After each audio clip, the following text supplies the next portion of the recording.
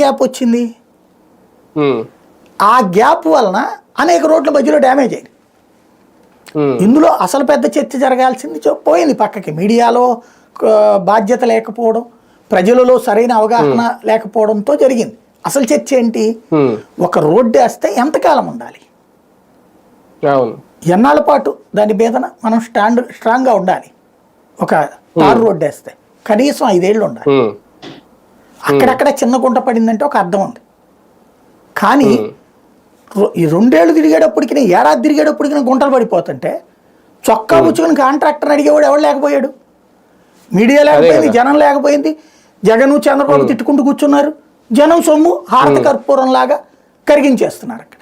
Still అంతే. ఇవాళ road వేస్తున్నారు.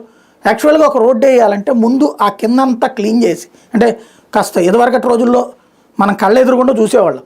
ముందు కూలీలు వచ్చి అదంతా తవ్వుతారు రోడ్డుని.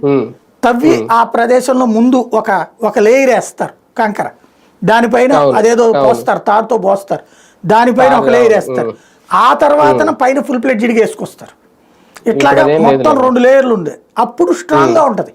ఇప్పుడు ఏమవుతుంది, ఓ పల్లెటూరులో మీరు వేసారనుకోండి, ముందు ఒక మిషన్ వస్తుంది, చల్లుకుంటూ నీళ్లు చల్లుకుంటూ పోద్ది, ఫైర్ ఇంజిన్ లాంటిది.